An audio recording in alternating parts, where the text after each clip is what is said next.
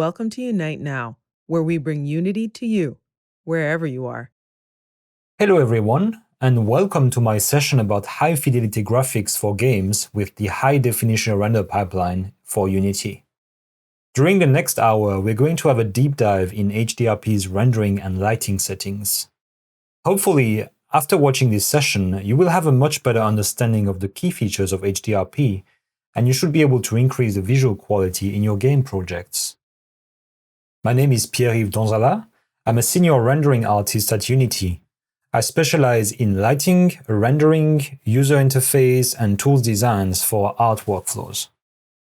I worked as a lighting artist on several productions, such as the Crysis franchise, Rise, Grand Theft Auto 5, and more recently, Red Dead Redemption 2. What can you expect from this session? I will present to you several key features of HDRP. I will let you know how to install it and tune its main settings. I will then show you how to use the volume system. HDRP focuses a lot on physically correct setups, so I will spend a lot of time emphasizing photographic concepts for beginners. Therefore, we will also have a fairly long segment about exposure and lighting setups. We'll cover lights, shadows, reflections, and fog. We'll end the session talking about the most important post effects, like tone mapping and depth of field. You might recognize the environment I use. It is based on the Amalienborg Palace in Copenhagen, and it was recently used for a demo Unity produced in collaboration with Lexus. It was a showcase of virtual production for automotive scenarios. The entire environment is modeled in 3D, and it's a good testing ground to showcase the physically based lighting, the shadowing, the volumetrics, and the post-processing effects that HDRP has to offer. But first, let's see why you would want to use HDRP in the first place. The high-definition render pipeline has been designed to produce high-quality visuals, mostly for higher-end platforms such as desktop PC and consoles. It supports all the advanced rendering features you can expect from a modern rendering pipeline, and then some. It also has one of the most convenient post-processing pipelines out there. The lighting can be set in a physically correct way, and the shadowing quality can be pushed really far. HDRP also offers volumetric fog, so that you can better simulate thick atmospheres. You might think HDRP is tailored for photorealistic rendering. However, nothing prevents you from creating a very stylized game, as long as you're prepared to dig into Unity's shader graph to create a more distinct look. Let's see how you can install HDRP in a couple of clicks. First, you will certainly want to use the Unity Hub to download Unity. Then you can create a new project and pick a template. You could pick the HDRP template and you would be good to go. However, for this demonstration, I'll show you how to set up the HDRP from scratch with the 3D template. Once Unity is opened, open the package manager and search for high-definition render pipeline. Make sure you select the correct item in the list and then click the install button. The installation process will take a couple of minutes to import the package and compile the assets. In the end, a nifty tool called the HDRP wizard will pop up. If it detects problems with the setup of your project that might impact HDRP, it will let you know. Simply hit the Fix All button and accept any request from the tool, and your project will be good to go. To tune the HDRP graphics settings, go to Edit, Project Settings. In the Graphics section, you can see that an HDRP asset is already assigned to your project. If this field is empty, you can either look for the missing asset or run the HDRP wizard to fix this issue. This asset is saved on disk and contains all the HDRP quality settings for your project. You might have several HDRP assets if you wish to support multiple platforms, like consoles and PC, for instance, and have different settings for each. You can easily swap this asset in the editor or at runtime. Let's have a look at the many settings that can be tuned for HDRP. Let's head to Quality and then HDRP. You will be presented with a long list of features that you can enable globally for your project, and quality settings that you can set to fit your requirements. Keep in mind that whenever you enable something, HDRP will allocate resources for this feature, like memory and processing power. So you need to be careful and not enable features you have no need for, otherwise you might pay a performance cost unnecessarily. An important setting is the lit shader mode, which lets you choose between forward and deferred. The lit shader is normally applied to most opaque objects. In terms of visual quality, there are no major differences, although in theory, forward should give you the best shading precision, but at a cost. Therefore, you might want to stick to deferred for games and use forward for applications where performance isn't always a concern. What's great about our system is that you can select both modes. This way, if you head to the HDRP default settings, you can control independently how your cameras, baked reflection probes, and real-time reflection probes will render the lit shader. This could be helpful in certain situations where one mode might be a lot more efficient than the other one. For example, you could rely on deferred for the cameras and the real-time reflections, but use forward with multi-sampling anti-aliasing for the baked reflections to increase their quality. With HDRP, you even get custom settings for each of your cameras and probe objects. This way, you are able to override the lit shader mode for these objects and switch between deferred and forward, as well as toggling many other rendering features. I didn't mention yet that one major drawback of deferred is the lack of support for multi-sampling anti-aliasing. If you were to select it, the MSA within forward checkbox will be unselectable. But don't worry, this can be easily mitigated by using another type of anti-aliasing. In a minute, we will cover all types of anti-aliasing offered by HDRP. Finally, another way to control the rendering settings for your cameras is to use the render pipeline debug window. There, you'll be able to toggle features on and off for all the active cameras, including the scene camera. It is particularly useful when debugging and during your optimization pass. You'll be able to easily find out the source of the culprit. For instance, you can disable the rendering of transparent objects, the post-processing, or the fog, including the volumetric effects. And don't forget about the reset button, in case you want to quickly revert all the changes you've applied to the cameras. And remember, this window doesn't affect any of your scene data. Those changes are not saved. Previously, I've been talking briefly about multi-sampling anti-aliasing, or MSA for short. Let's go into more detail. The purpose of MSA is to remove the jagged edges along the polygons. It is an expensive effect, both in terms of memory consumption, bandwidth, and processing power, so it must be used with care. I've also mentioned deferred mode doesn't offer MSAA, so let's have a look at the alternatives. In your camera inspector, you will find several post-processing anti-aliasing techniques. As their name suggests, they are run during the post-processing phase of the rendering. The most affordable one is the Fast Approximate Anti-Aliasing, or FXAA. It detects edges in the image and blurs them, no matter if they belong to geometries or textures. It has a very low impact on performance, but it often produces blurry results. It is a good solution, however, for lower-end platforms that can't always run more expensive solutions. Next is SMAA, which is a slightly more expensive solution that focuses on reducing temporal artifacts and improving the sharpness of the image. It doesn't always produce the best results, however, as it tends to favor sharpness and therefore can miss certain jaggies. Finally, temporal AA, or TAA, is one of the more advanced solutions that can combat most types of aliasing. It does require motion vectors to be enabled in your HDRP settings, however. These are anyway required for object motion blur, and they can be used to enhance other effects like screen space ambient occlusion, so you will probably want to keep them turned on in any case. You might observe some ghosting around fast-moving objects or trailing artifacts on new pixels that don't have a motion history yet. However, because the image is moving, it is fairly difficult to notice, except if you pause the rendering.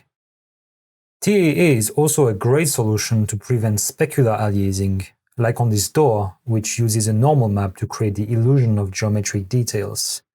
In comparison, MSAA is totally unable to remove this type of aliasing because MSAA only works on polygons. HDRP even allows you to customize the sharpness of the effect depending on your tastes or artistic requirements. You can opt for a softer image or a sharper one. Let's have a quick recap. Here's the scene at 5x zoom with no anti-aliasing. Then with MSAA, FXAA, noticeably blurrier, SMAA, clearly sharper, and TAA, a good compromise. TAA is very popular nowadays as it provides a great mix of performance and visual quality, with a few caveats, however. Also, note that you can still combine MSAA with one of these techniques. For instance, you could use MSAA 2x with FXAA in case TAA isn't suitable for your project. Now, let's have a look at our scene in more detail. I have a very simple setup. I have two main game objects, one for the environment, with all the geometries, props and decals, and one for the lighting. I have 3 time of day options for afternoon, evening, and night. I also have a 4th overcast light setup that I only use for baking and testing assets in neutral lighting. In HDRP, many settings are set with a volume system. We'll get to this system in detail in a few minutes. As you can see, if I disable all my lighting objects, HDRP still automatically applies some basic settings to my scenes. This is to make sure I get at least a sky, some shadows, and a few basic post-processing effects. If I open my project settings and check the HDRP default settings, I can check which settings are applied by default. If you're not happy with these values, you can, of course, use your own based on your project's requirements. Just make sure you tick the override checkbox on the left to activate the override field. The whole idea with these settings is that you can tune the default values for your projects in this window, and then you can override them with volumes that you can place in your scene to customize the lighting for certain parts only of your level. For example, if I disable the sky overrides on my volume, it will revert to the default sky value I just showed you in the project settings. If I re-enable my sky overrides, the default settings of the project will be overridden by mines. Let's dig deeper in the volume system. Adding a volume is very simple. You can use one of the provided shortcuts that will have pre-applied components. Instead, I'll just create a volume from scratch so you can understand the system better.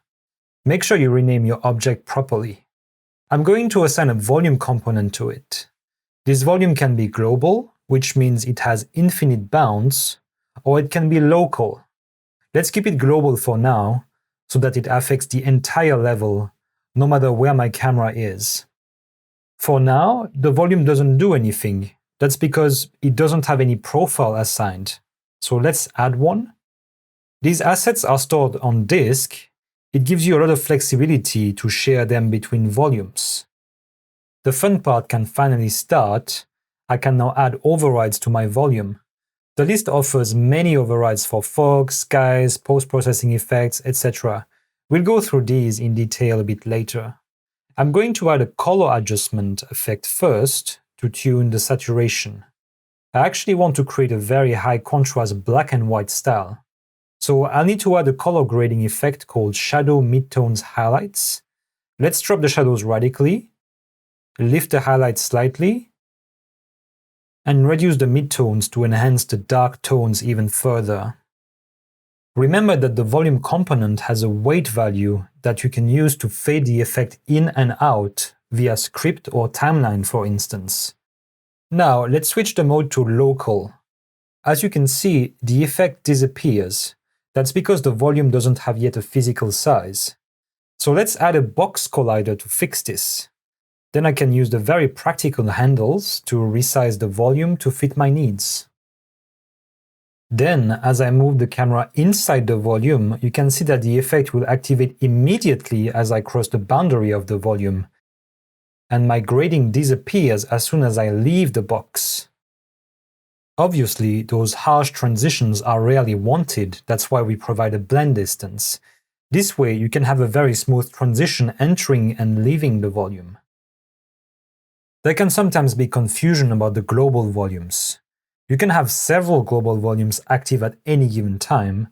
However, if you're not careful, you might end up with some conflicts between them.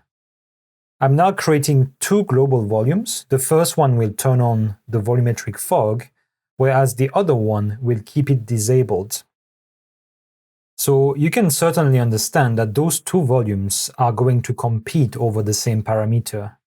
How does HDRP decide which one will win over the other one? As you can see, the last active volume will take precedence over the other one. Naturally, this isn't a wanted behavior as it cannot be predictable. This is why you have the ability to set a priority for each volume. The volume with the highest priority will win whenever there's a conflict, like in this example with those two volumes fighting over the volumetric fog. You can obviously add these volume components to any game objects. Adding them to cameras with a local volume is an especially convenient way to not pollute your scene view with global volume settings. I'd recommend you avoid using global volumes unnecessarily, especially if a set of effects only apply to a certain camera or area. As you can see in this example, my game camera uses a very dense fog via a local fog volume. And it won't impact my scene view camera as long as it doesn't enter this local volume. If I use the global volume for that camera, my scene camera would also be constantly fogged out. Finally, you need to use a visual environment override when you want to change the type of sky, like PBR sky or HDRI sky. Only then will the overrides for the sky you chose be interpreted correctly by the volume system. Now, let's talk about the fundamentals of photography, and by extension rendering. Exposure is something beginners have a lot of trouble understanding. Sometimes the image turns entirely black, or it becomes too bright when pointing the camera at dark parts of the scene. Understanding exposure is therefore crucial to the lighting process, if you want to use physically based lighting especially. So, what's exposure? It's actually very simple. It's the amount of light that will affect the sensor of the camera. A high exposure value means a lot of light, whereas a very low exposure value means a low amount of light. For a sunny scene, your exposure might be at 14, whereas for a moonlit scene, it'll be around -1. Let's use the concept of the exposure triangle, very common in photography. But we won't go into too much details because it can get complicated very quickly if you've never heard about photography before. When your camera takes a photo, you or the camera will need to play with three main factors. In no particular order, we have the sensitivity. This defines how reactive the sensor is to the light. The more sensitive, the brighter the image. Then we have the shutter speed. This defines how long the camera will take to absorb the light. This is controlled by a mechanical or electronic shutter. And finally, we have the aperture. This controls how wide the opening of the lens will be. This is controlled by the aperture blades inside the lens. These blades open to bring more light onto the sensor and close to reduce the amount of light, exactly like the iris in your eyes. Whenever you take a photo, each of those three parameters can be increased or decreased to reach the desired exposure. Here's the formula that will give you the exposure value based on the settings the camera or you picked. Let's have a look at a few photos I took with a smartphone and see what the exposure value will be. Here we have a daylight shot. If we check the properties of the image, we can see the aperture is given by the f number at 1.7. The shutter speed, usually given as a fraction, is here at 1/2480, that's roughly 3 milliseconds. And the sensitivity, that's the ISO value, is at 100. If you plug these numbers into the formula I gave previously, you end up with an exposure value of 13. Here we have an overcast shot, and using the formula, the exposure value is around 10. With the sunset, we are at 8. In a very bright interior, around 6. At night, with artificial lighting, about 2. and in a very dark interior around 1. Now, you should have a pretty good idea of what the exposure value corresponds to. And you should be able to look up any of your photo and calculate the exposure value for yourself. This is especially useful if you want to recreate a certain real-world scene in 3D in Unity. And you don't need a fancy camera for this, any smartphone will do. If you want to light your scene in a physically correct way, it is crucial that you use the right exposure. If you don't, you will have many lighting inconsistencies, and it will be much harder to balance your scene between natural and artificial lighting. Now let's see how you can apply this knowledge in HDRP, which uses a very similar system to the one found in real cameras. By default, you might not be happy with the way the exposure is handled. And this is normal. This is something you have to tune for yourself, as we have no idea of the type of scene you will create in HDRP. For instance, the default settings might darken your objects too much when looking at the sky, or you might want to prevent dark parts of the scene from becoming too bright. Or overall, you might think the scene is just underexposed. To review all the default settings applied to your scene, open the HDRP default settings. If you scroll a bit, you will eventually find the default profile that is applied to any of your scenes. You can see that the exposure mode is set to automatic by default. Based on the version of HDRP you downloaded, these settings might differ slightly. So we're going to set the exposure ourselves. I could do it here in the default settings if I had a very simple scene with one light setup only. However, I have a fairly complex scene with 3 different time of days, so I will need to override the exposure settings with the volume system in every time of day. For this exercise, I will create a global volume, though in practice I would recommend you use local volumes instead if you have larger levels with many different zones that require their own exposure overrides, like interiors for instance. To override the exposure mode, which was set globally to automatic if you remember, simply tick the override checkbox. As you can see, the entire screen turned white. Why is that? It's because the default value for the exposure is set to 0. And if you remember correctly, an exposure value of 0 should be used for nighttime or very dark interiors. So obviously your camera is now wide open, ready to collect as much light as possible, and therefore everything turns white. To fix this, let's just override the fixed exposure and use a value that corresponds to bright daylight, somewhere around 13.5. Now, the exposure is literally fixed, and no matter where you look, the brightness of the image won't fluctuate anymore, no matter if you look at the sun or at a dark corner of your level. Don't get me wrong, the automatic mode is also very useful. It's the mode I use the most.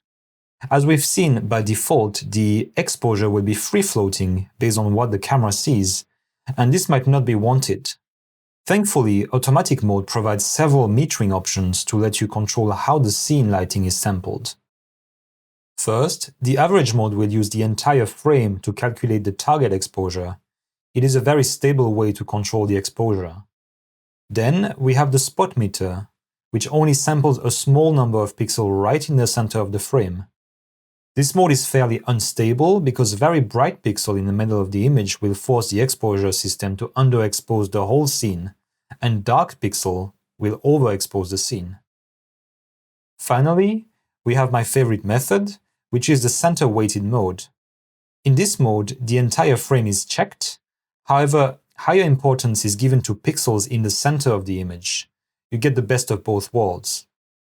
At this stage, you will still experience unwanted exposure changes when entering dark parts of your level. For instance, the sky will become totally overblown and look like a daylight sky.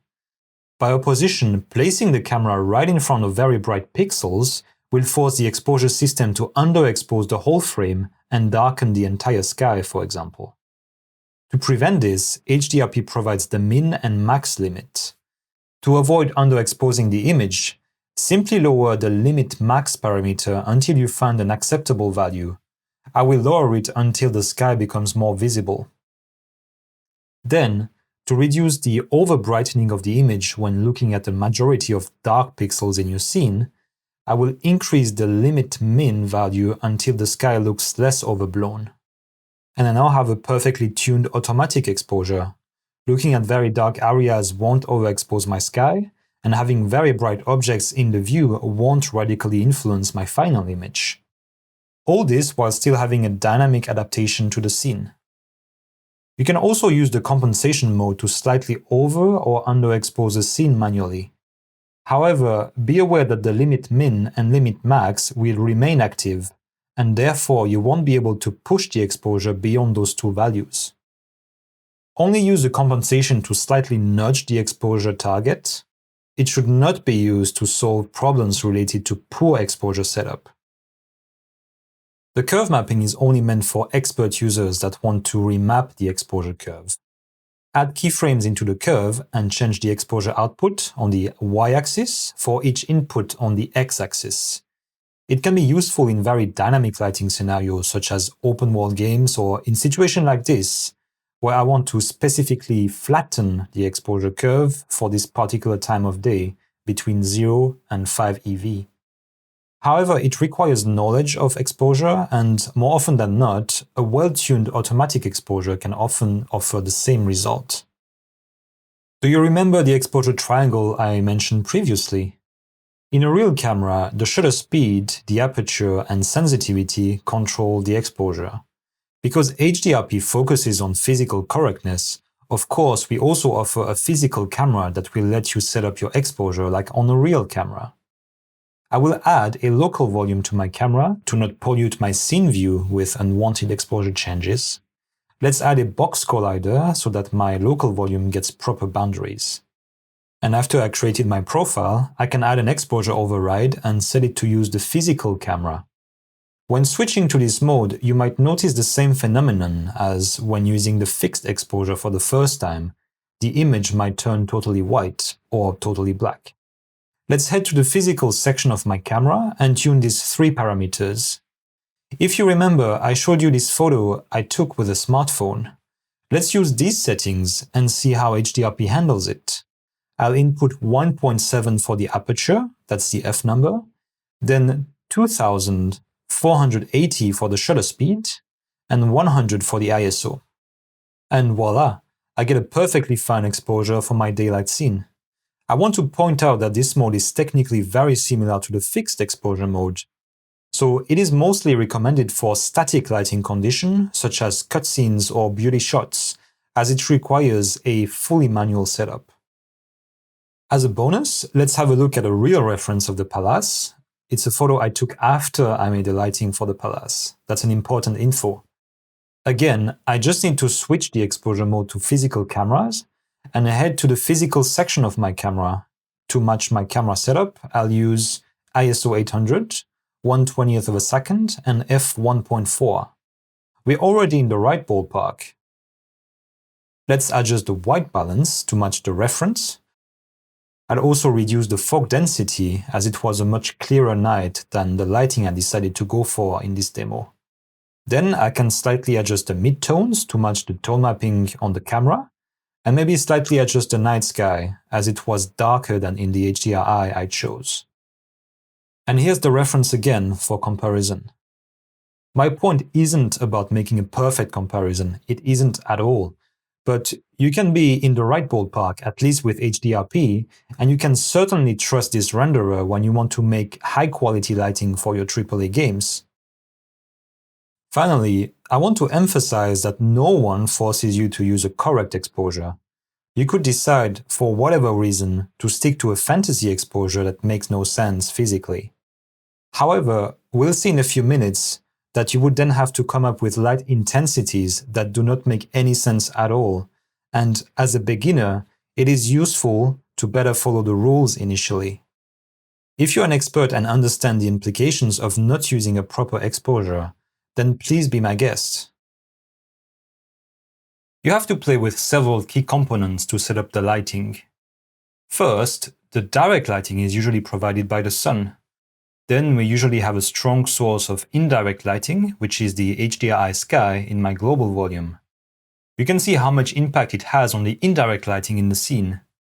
And finally, the fog, which at this time of day has a dramatic effect because it is lit by the sunlight.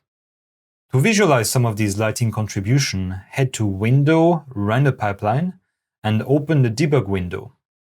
You can enable full screen lighting debug mode to see the contribution of each component. Direct diffuse will only render your lights without any indirect lighting, which means shadow will be black. Indirect diffuse will only show you the ambient lighting provided by your light bakes. Speaking of light bakes, let's see how you could bake this scene. Go to Window, Rendering, and open the lighting settings. You have to provide a volume profile that will be used for baking. It's the one currently active in the viewport. It's an overcast lighting condition, ideal to bake the indirect only. Make sure you pick the HDR sky for the static lighting to match the sky type in the baking profile. For this scene, I will only create an indirect only bake so that I can reuse the bake in multiple lighting conditions later for afternoon, evening, and night. I'll now brush over the light mapper setting as it's beyond the scope of this session.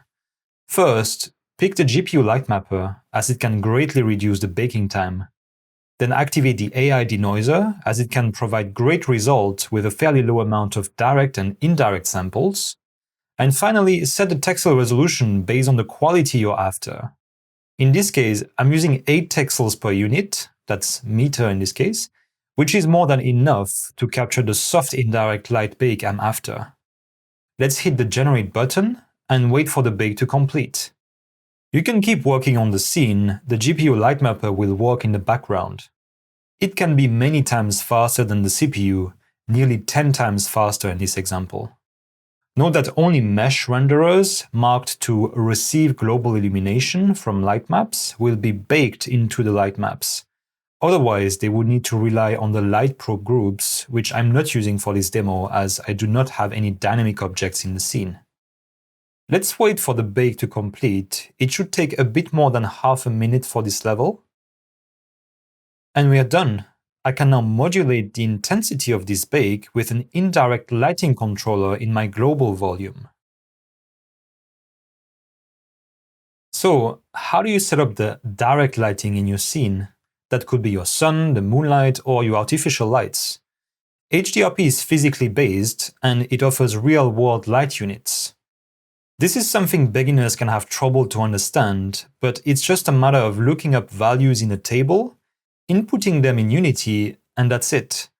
No more guessing, wondering if the sun intensity should be 3.2 or 17.6, which it isn't, by the way. There are many tools to measure the amount of lighting received, emitted, or sent towards a specific direction. A lux meter will measure the lighting received in a certain area. It is useful to measure the sunlight, the skylight when in the shade, or the general lighting received on a walking top. The light is collected by the small hemisphere, and then a sensor reads the intensity. The unit is lux, that's what Unity uses for the sunlight and the sky intensity. Then we have the integrating sphere, which measures the entire output of a given light source, like a bulb or a tube light. The bulb is turned on, the door is closed, and the light bounces around in the white sphere, and a sensor will read the light intensity. It is important to understand that this measurement doesn't give you any information about the directionality of the light. The unit is lumen, and Unity supports it as well. It is a great unit for point lights shining light uniformly in all directions. Then finally, we have the gonio-photometer, which is able to calculate the intensity coming from any angle around the light source. This is usually used to measure lights that have reflectors to focus the light in particular directions, like headlights and spotlights. If you're familiar with architectural rendering, this is how IES profiles are generated. The unit for it is Candela. Unity supports it too. It's great for spotlights, for instance.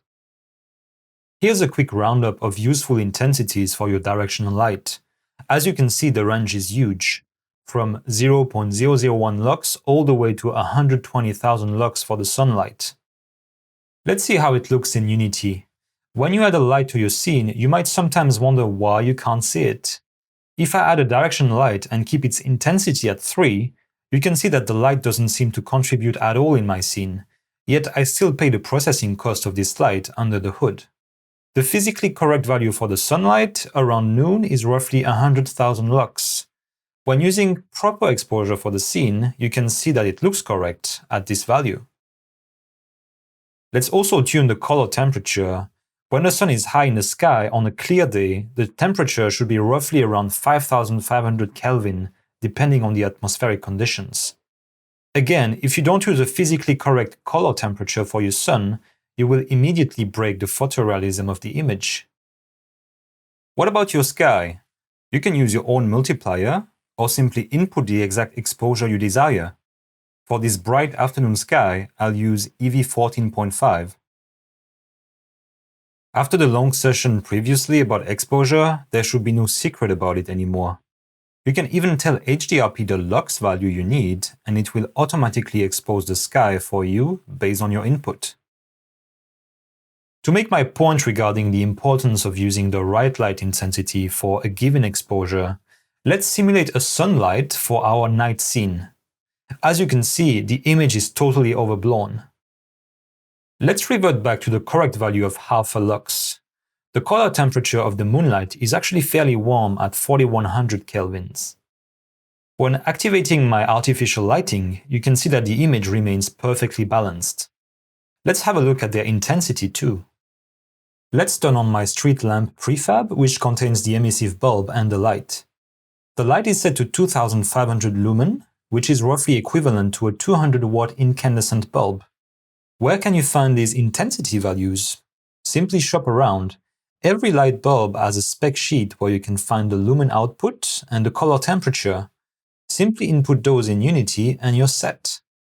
There is, however, a little complication for spotlights if you want to use them with lumens. Let's pretend you found on the web a car headlight ranked at 2000 lumen and a bluish tint at 7000 Kelvin. Like this, it doesn't look very powerful at all for a headlight. Did they lie, or is there something wrong with Unity? None of that actually. You need to enable the reflector flag. Display the advanced options and tick the reflector checkbox. Let's also activate shadows too. Now the headlight looks perfectly believable. When the reflector flag is turned off, actually the spot will behave like a point light in terms of light intensity. This can be useful if you don't want the lighting to change when switching between point and spotlight. However, this isn't really physically correct. Therefore, I highly recommend you enable the reflector mode if you work with lumens. Like in real life, if you increase the cone of the light, you will reduce its luminous intensity, and if you focus the beam, the luminous intensity will radically increase. For instance, this is how tactical torchlights work. They don't necessarily have a very high lumen output, but they have a great reflector able to focus the light for maximum effect in a very narrow cone of light. As you can see, when switching between light units, Unity will automatically do the conversion for you, so you don't have to do the math. Finally, if you don't like any of these units and prefer a more artistic way to control the light, I would suggest you use the EV100 units. Each increment of this value will actually double the luminous intensity of the light. In technical terms, you're increasing or decreasing the intensity by one stop. We've talked a lot about lights, but what about shadows? In the HDRP quality settings, you'll be able to tune their default resolution, precision, and overall quality. I'll focus on the directional shadows first. Let's have a look at the shadow section in our sun's inspector. The update mode is particularly useful if you want to force HDRP to refresh the shadows constantly or not. If you have a dynamic sun, for instance, you'll certainly want to keep this mode to every frame. When set to On Enable, the shadows will only be generated when the light gets activated. Obviously, if the sun or any other object moves, even the camera, you could be in trouble. You can also pick the shadow resolution you wish for any light. The lower resolution, the blurrier they will look and the less connected to their shadow caster they might be. Very high resolution without appropriate filtering might look very sharp, however. More on this in a minute. The values for low, medium and high can be tuned in the HDRP quality settings. Scroll to the shadow section and tune these numbers to fit your project's need. You can also use a dimmer if you want to simulate semi-transparent shadows, as well as changing the color of the shadow produced by this light only if you want to simulate the light going through a tinted window, for instance. Don't abuse of this feature, however, as normally shadows should be pure black in practice for opaque objects. With the medium filtering quality, our high-resolution shadow will look artificially sharp. This can be radically improved by activating the high-quality filtering in the HDRP quality settings. Now, the shadows will become blurrier the further they are from the shadow caster, exactly like in real life. Obviously, there is a performance hit associated with this mode. You can see how dramatic the difference is between medium and high quality. The blurriness is controlled mainly by the angular diameter of the light. The bigger the source, the blurrier the shadows, like in the real world. A value around 0.5 degrees should be used for the sun to correctly simulate its angular size from the perspective of the Earth. Let's have a look at the shadow debug view with the render pipeline debug mode. In the lighting tab, I'll activate the full screen debug view for our sunlight. Now you can appreciate the effect is more obvious. For comparison, here's the medium filtering quality, and here's the high quality one. And remember that this effect works for point and spotlights as well. Let's tune again the angular size of the light to showcase the effect. It is definitely one of my favorite features in HDRP. I can also tune the shadow cascade settings with the volume system. Cascaded shadows are only used for the directional lights. Other lights won't rely on this technique at all. I can tune the maximum distance my sun shadows are going to be rendered at. Let's keep it at 200 meters for this area. I can then override the distance splits for each cascade. Let's activate the debug view to easily tune them. At first, I'll only have 2 cascades to better showcase the features. I can control how cascades are spread by changing the split distance. I can also tune the blending between both cascades by overriding the border value. Without this blending, the shadow transition between each cascade would be very harsh. In fact, each cascade will halve the resolution to keep the shadowing cost down. You will most likely want to use as many cascades as possible. You should tune them in a way that each one roughly fills a quarter of the screen in order to spread the cost efficiently, while maximizing the quality at short range. What about shadows for point and spotlights? They don't use the same cascade system as the directional lights, otherwise they are very similar in their behavior.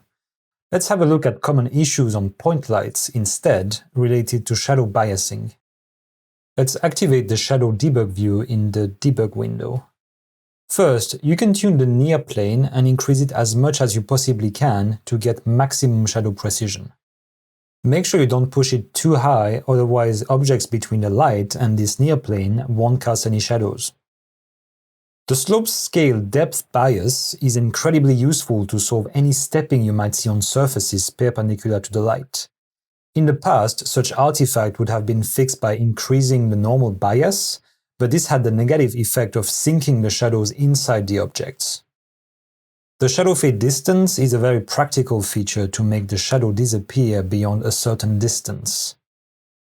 This is incredibly important when optimizing the lighting, as rendering many shadows at the same time, especially from point lights, is expensive. It is very common for current-gen games to have a shadow distance under 30 meters, by the way. Finally, you can also impact the shadow blurriness of the light by tuning its radius, like on the directional light I've shown you before. This also has the effect of reducing the sharpness of the specular highlights produced by this light, like in reality. Activating the full-screen specular lighting debug mode will make this effect more obvious. The last weapon in your arsenal for shadows are the contact shadows. These are using the information on the screen to generate additional shadow details by remarching in a depth buffer. It is a very useful technique that can fill the holes due to the lower resolution in the shadow cascades, especially at medium and long range. You can add a contact shadow override to one of your volumes to set your own settings, such as the length of the rays set in meters. Enabling the contact shadow debug view will make it easier to demonstrate. As usual, you will have the choice between low, medium, and high quality.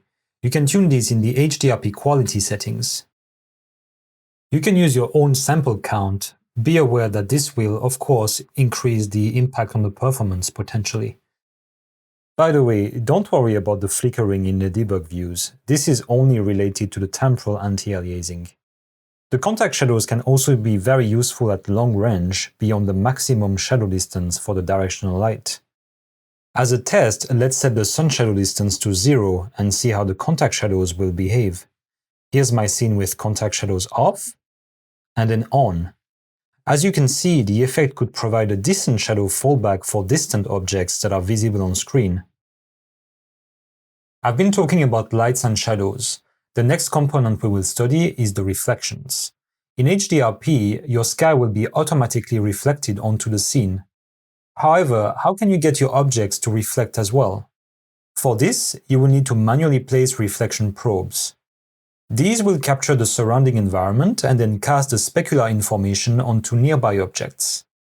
Then, another technique will be screen space reflections, which will attempt to reflect the scene onto the entire frame.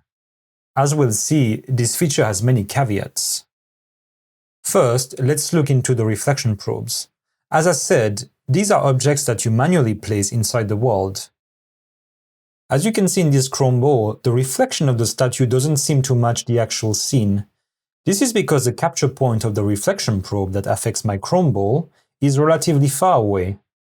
My point is that those reflections have a fixed position in space, and therefore you need to place them in your environment as you please to ensure the reflections are as good as required for your project. Here's another case where my chrome ball doesn't receive correct reflection. To fix this, I have created a reflection probe with a box shape to capture the surrounding columns and shield this area from the sky reflection. Finally, my chrome ball receives decent reflections that match this area. As it moves away from my box-shaped reflection probe, it will receive the reflection from the other probe in the center of the arena.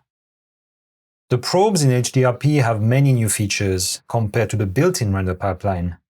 Therefore, I invite you to go through the documentation to get familiar with all the new functionalities, such as the projection settings, the reflection proxy volumes, and the new planar reflections that are great for flat surfaces and mirrors.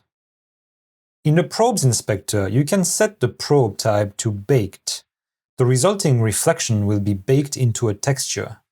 This mode is great for static scenes without many dynamic objects. When set to real time, the probe will be generated on the fly. You can set it to refresh only when the object is activated, or every frame, which is very expensive. However, it is a great way to get real-time reflections for dynamic objects.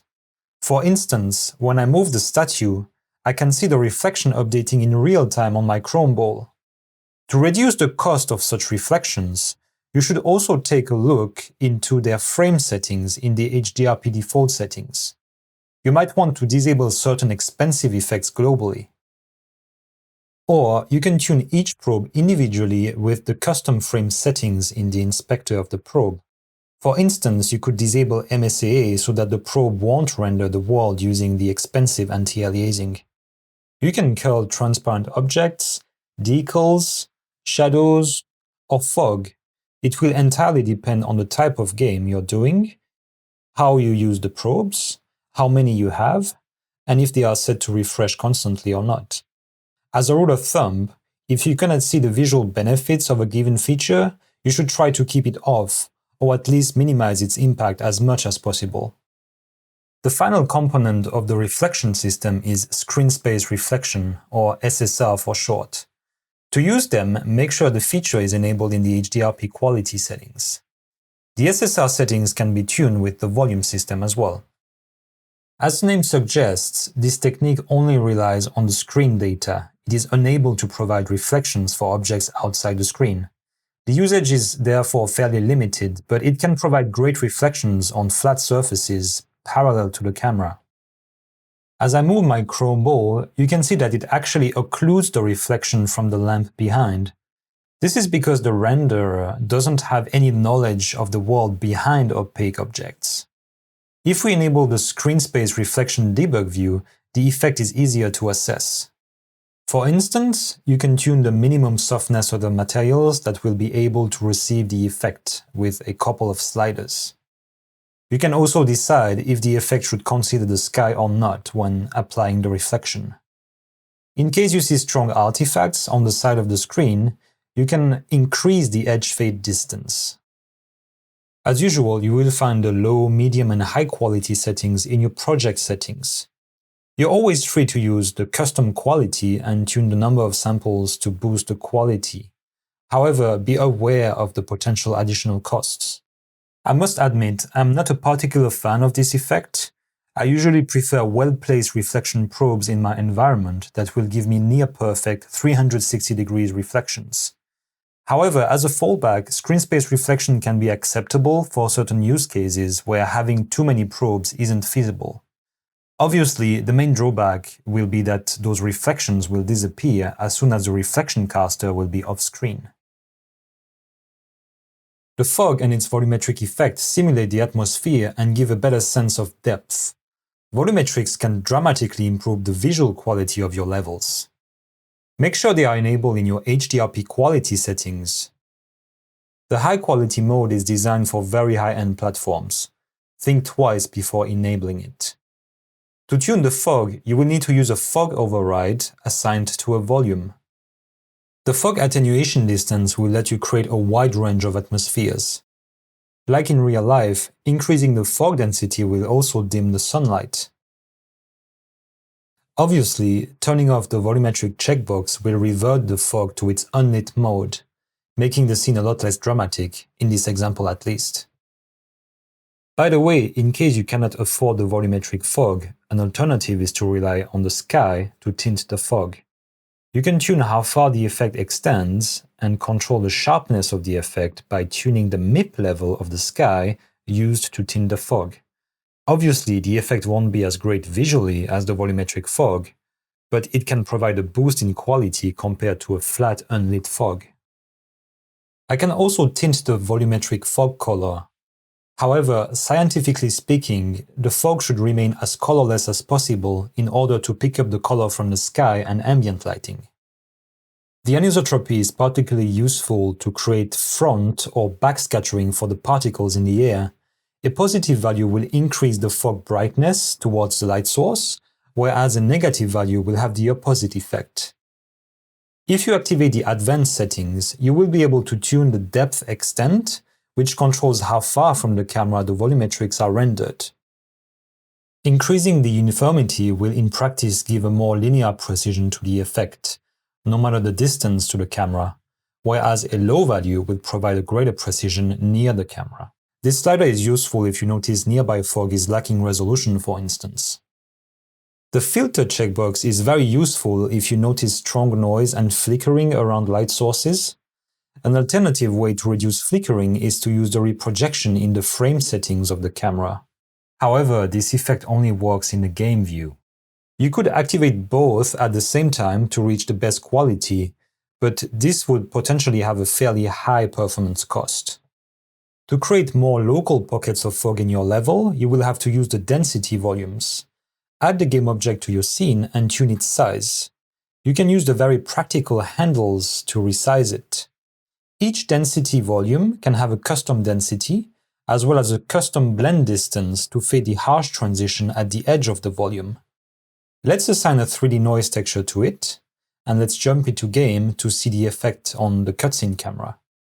You can tune the speed of the effect to something more reasonable, as well as changing the tiling of the 3D noise. As you can see, the anisotropy will also affect the fog around my local lights. The effect is very stable, and transition at the edge of the density volume can be seamless. And finally, you can tune the color of this particular density volume. Again, scientifically speaking, using white will ensure that the fog only picks up its color from the surrounding lighting. These density volumes are terrific. They can really enhance the atmosphere wherever you need, without having to mess with the global fog. A very common effect you'll see in games these days is screen space ambient occlusion. It is used to simulate the lack of indirect lighting in parts of the image. It is very useful if you don't have a light bag or AO maps, or if you have many dynamic objects in your scene. To use it in your project, enable the screen space ambient occlusion in the HDRP quality settings. To control this effect, just add an ambient occlusion override to your volume and you will be set. You can play with the intensity until you reach the desired result. Make sure to not abuse of this effect, as it can introduce cartoony results. By the way, the SSAO in HDRP gets tinted by the albedo to offer the best possible quality. It isn't just a monochromatic effect like in many other game engines. Then, you can control the influence of the effect in areas affected by direct lighting, such as sunlight or artificial lights. This effect isn't very realistic, but it can help ground objects into the scene. Then, you can tune the radius of the effect, which might help you get a wider AO around your objects. However, larger radiuses will come at a cost. To tune these effects, it can be useful to use the render pipeline debug window and enable the SSAO debug mode. This view is very practical to tune the radius and steps used for this effect. It is much easier to judge the quality of the effect as well. You can pick a quality level too. Those are actually set in the HDRP quality settings. You can use them to have more granularity on the quality and cost in different areas of your game, for instance. If you pick the custom mode, you can then freely override any quality settings underneath. And make sure you hit the More option button to display all the hidden advanced parameters. Of course, using the full resolution mode will give you the best quality. However, it will noticeably increase the cost of the effect. The major drawback of screen space AO is that it can only rely on depth information in the current frame. This means it has zero knowledge of the world itself, and it can only use what the camera sees to produce the darkening. If you pan the camera left and right, you will see the effect appears and disappears on the edge of the screen. Obviously, it is more visible when using the debug view. HDRP provides a very useful tool to manage your lighting objects. Go to Window, Rendering, and open the Light Explorer. You will be presented with a list of all lighting-related objects, such as lights, volumes, and reflection probes. It also offers the possibility to edit some of their most important settings. You can, for instance, tune the color of the light, their intensity, and if they cast shadows, as well as the shadow resolution, without having to leave the Light Explorer. Each property can be sorted, so it can be very useful, for instance, to find the brightest lights in your scene, the ones that don't cast shadows, or even order them by color temperature. There's no doubt the Volume tab will be very convenient because tracking where volumes are and which ones are active can be very difficult if you aren't familiar with the scene. This is because the volume components can be added to any game objects, and therefore they can be tricky to track. You can even use a Light Explorer to apply settings to your lighting prefabs. Simply select your objects and use the right-click to either apply the settings or revert them. This is a very useful feature when you want to standardize the lighting across all your lamps without having to leave the scene view. Now, let's look into a very nice HDRP feature, the light layer system. As a lighting artist, I can tell you this is the best thing since sliced bread. You can use it to tell which lights or reflection probes should affect a certain set of objects. In this example, I will place a light in the garage behind the doors. For this scenario, I've reduced the shadow fade distance to 20 meters. That's a very typical distance for many games these days, especially when you have hundreds of them on screen. As I move the camera more than 20 meters away from the light will stop rendering its shadows and I get unwanted light leaking. This is expected, but as a lighter, light leaking is my worst nightmare. Fixing this problem with HDRP is very simple, thanks to the light layer system. I just need to reassign the light to another layer than the default one. I'll pick the interior light layer, for instance. Now you can see that the light leaking is fixed, and the light will only be able to affect objects tagged with the interior light layer. I'll assign the guard HUD to the same interior layer, and you can see that the HUD is now affected by the light, as they are both on the same layer. Obviously, in this scenario, this light leaking isn't wanted. However, you might have a situation where you want outdoor lights to cast lights in the interior only. for instance to fake natural lights coming through windows. Here's another example where light layers can be incredibly practical. That's for a cutscene scenario. I have my cinematic camera set up with custom post-processing effects, and my character is surrounded by 3 cutscene spotlights. I'm not satisfied that the columns are being affected by these cutscene lights. To fix this, it's very simple. I assign the light to the cutscene layer only. I then select my character and mark it to be affected by the cutscene light layer. Now the lights will only affect my character and they won't affect the rest of the environment. If you've ever done cutscene lighting before, you can certainly understand how practical this is. HDRP even pushes further by offering control over the shadowing of these light layers. I can prevent the objects on the default light layer from casting shadows from my cutscene lights. I can even tell my characters to not cast shadows from these lights. Obviously, this is quite a niche feature.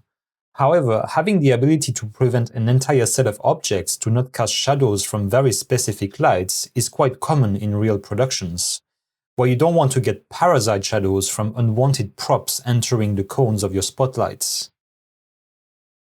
For the last part of this session, I'll focus on post-processing effects. Let's start with tone mapping. Tone mapping is an effect applied to an HDR image in order to display it on a low dynamic range display, like most screens on the market today. By default, HDRP will use the AACES tone mapping curves, which will give a filmic look to your image, with increased contrast, notably in the shadows and also slightly desaturated highlights. As you can see, using no tone mapping at all will be terrible for your image quality. All the highlights in your image will be clamped. The neutral tone mapper, on the other hand, will provide a fairly flat look, preventing harsh shadows and clamped highlights. It's a great tone mapper to use when reviewing assets like materials and textures, as you do not want to apply unnecessarily contrast and desaturation to them. Then again, we have the AACES tone mapper. You can see that it is more contrasted than the neutral one. It will have a better highlight reproduction and will desaturate them slightly as well. With the custom mode, you can create your own tone mapping curve to achieve a specific look. You have control over the shadows and the highlights via the toe and shoulder controls on the curve.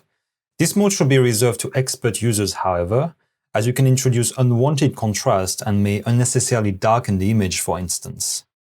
For beginners, I would highly recommend you stick to the AACES tone mapper. Next is white balance, which is a very important effect when using physically correct colors for your lights. In real life, cameras or your brain will attempt to automatically adapt to the environment by compensating strong color casts they see. It is important to use this effect at night, for instance, when you have very warm incandescent lights in your world that produce a very orange color cast. You might want to fix this by lowering the temperature, which will in effect reduce the reds and push the blues in your image. Alternatively, you can also be creative with this effect and use it as a color filter. Bloom is often an effect that is being abused in games. Thankfully, HDRP now provides a physically correct bloom that will simulate light bouncing around in your lens and in practice reduce the clarity of the image. Increasing the bloom intensity to the maximum value will basically heavily blur the image. You then control how much light is being scattered across the lens with the scatter slider. If you want to create a less realistic effect, we do still provide a threshold slider that allows for discarding the blurring effect on pixels under a certain limit. Finally, you can also tint the bloom in an artistic fashion, though for correctness, white should be your color of choice, as the color of the bloom should depend on the scene lighting. The last effect I will mention is the depth of field, DOF for short. What is it exactly? When you take a photo, you or the camera will focus on a subject. This subject will be sharp, hopefully. The depth of field will be the distance between the closest and furthest points that appear sharp in the image. So to make sure everything is in focus, you will need a huge depth of field, whereas if you want your foreground and background heavily blurred, that's called bokeh, you will need a very shallow depth of field. This effect is controlled by the aperture on the lens. If the lens is wide open, you will have a very low depth of field, and if the lens is closed, you will get a high depth of field. So again, DOF doesn't mean blurriness. That's often something beginners wrongly associate with depth of field. A large DOF is actually a synonym of sharpness in practice. As usual, you can control the DOF with the volume system, for instance by adding a local volume to your cutscene camera. HDRP has two distinct modes. The first one is the manual mode that has no physical correctness. You are able to specify exactly where the sharpest point of the image starts and where it ends by controlling the near and far blur. Naturally, if you aren't careful, you can end up with totally unrealistic results that will raise a few eyebrows. As an example, if I create a very strong foreground blur, following by a very wide depth of field, it will look unrealistic. Therefore, you need to be careful when setting those distances, so that it doesn't look like you're bending the laws of physics. Otherwise, your player will notice it. At least I will. Now, if you head to the physical camera section, increase the aperture and you'll then be able to set the aperture bleed count. This will change the look of your bokeh circles in the background. Usually, more expensive lenses will have more than 7 blades in order to create rounder circles of confusion. Using a low value will look cheap, literally. Then, we of course also offer a physical mode that will be based on the aperture of the lens. In the volume, you can set the focus distance, but for the actual depth of field, head to the physical camera section instead. The lower the F number, the less depth of field you get, and the blurrier the background becomes. Increase the aperture, and your image will become sharper overall. HDRP also simulates many lens aberrations, such as lens distortion, which will, in practice, give a radial warp for your defocused areas, like on many real lenses. The effect is very subtle though. Finally, you can simulate an anamorphic look seen in higher production value content, something that can radically boost the cinematic quality of your cutscenes. Make sure you use a positive value to get this very specific effect. If you activate the advanced options for the DOF overrides, you will be able to tune the quality of the effect more precisely. As usual, head to the HDRP quality settings to review them and tune them. Or simply, use your own by switching the quality to custom. Be aware that using the full resolution mode and increasing the samples will improve quality, but also greatly affect your performance, so choose very wisely. And we've finally reached the end of this session. I hope you've enjoyed it, and hopefully you've learned a few things. If you're new to lighting, it's a lot to digest, so I would suggest you have a look at the excellent documentation for HDRP online. Make sure you select the right version, as each version of HDRP brings many new features and improvements. Speaking of which, you can expect more improvements coming to the exposure system with more controls and better debugging tools, light layers and volume visual debug modes, as well as better temporal anti-aliasing and depth of field. Again, thank you for watching, and if you liked the video, please let me know. Take care and au revoir!